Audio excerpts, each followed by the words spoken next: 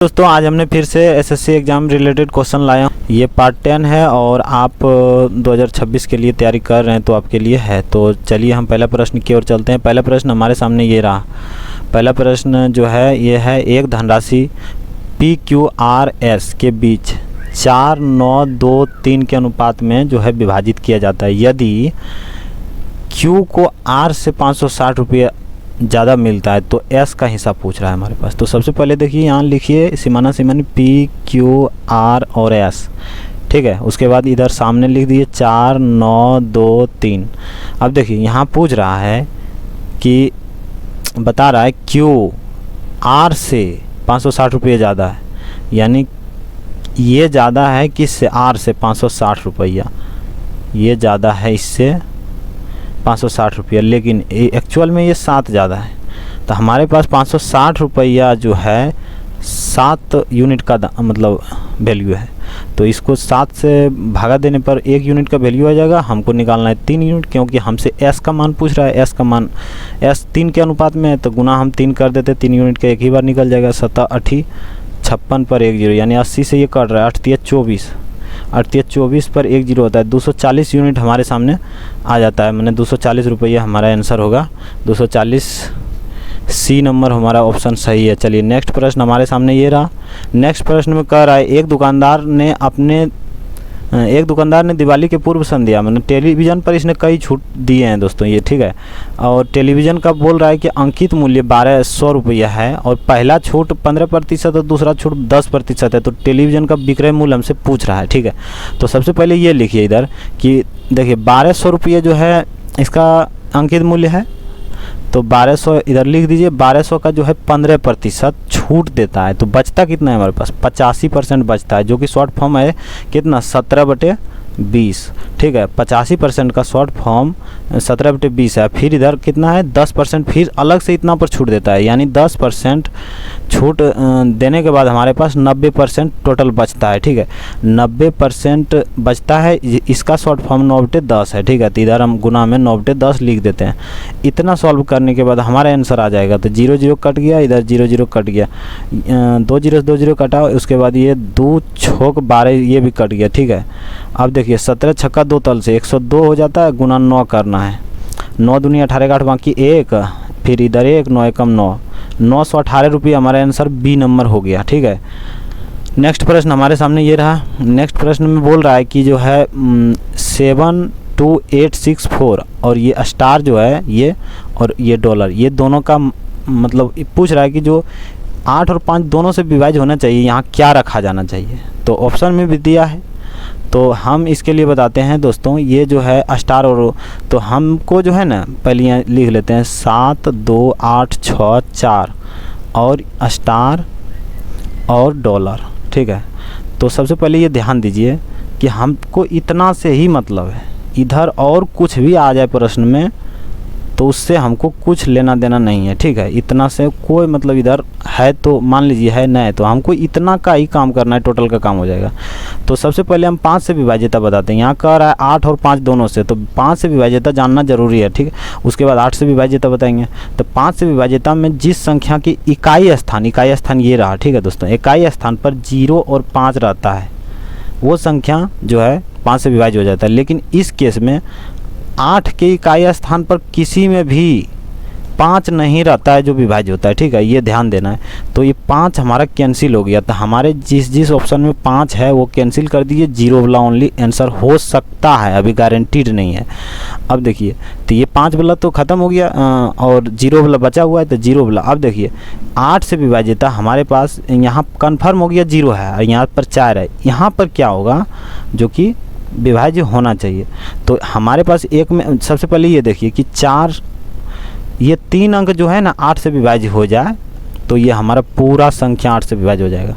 तो यहाँ पर क्या रखा जाना चाहिए कि ये 3 अंक जो है 8 से हमारा विभाज्य हो जाना चाहिए, ताकि ये पूरा संख्या हमारा विभाज्य हो जाए 8 से। तो सबसे पहले ये देखिए कि एक ऑप्शन में 4 है, तो हम इधर 4 रख के देखते हैं। 4 रख के देखने के बाद जो है दोस्तों 440 होता है। 440 में 8 से भागा देने के बाद 8 पंचे 40, फिर 4 बचता है 0, 8 पंचे 40, ठीक है, कट गया मतलब 55 से ये हमारा विभाज्य, मतलब हमारा आंसर यही होगा, ठीक है। लेकिन हम इसको भी एक बार देख लेते हैं। तो यहाँ 2 रखने के बाद हो जाए 4 2 0, यानी 4 2 0, 8 से भाग देना, 8 पंचे 40, 2 बचता है 0, 8 दूनी 16, हमारे पास 4 शेष बच जा रहा है। लेकिन हम ये देख लिए दोस्तों, उसके क्या है, हमारा आंसर तो आ गया पहले ही, ए नंबर, ठीक है। चलिए नेक्स्ट प्रश्न हमारे सामने ये रहा। नेक्स्ट प्रश्न में बोल रहा है 4 नंबर कि ए बी सी और डी ई एफ एक त्रिभुज है जिसमें ए बी बराबर है किसके, एफ डी से, और कौन ए और कौन डी भी बराबर है। तो एस एस प्रमेय के अनुसार जो है दोनों त्रिभुज सर्वागसम होते हैं यदि, ये ऑप्शन सही होगा। ये कौन सा देखना है, यहाँ खाली स्थान पर क्या आएगा। तो सबसे पहले देखिए, हम पहले त्रिभुज बनाते हैं। त्रिभुज बनाने से पहले ऐसे नहीं समझ आएगा, ठीक है। तो त्रिभुज चलिए किसी तरह एक बना लेते हैं, फिर इधर एक त्रिभुज, 2 त्रिभुज हमारे पास बन गया।